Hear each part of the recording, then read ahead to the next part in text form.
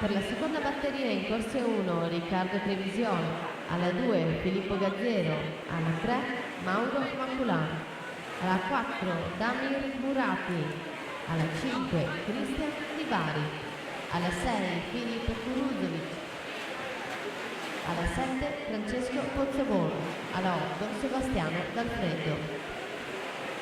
Dunque le finaliste junior: De Bortoli, Mion, Tartaglia, Alberti, Zanin, Franchin, Bonora e Serena De Masi con 59 e 78.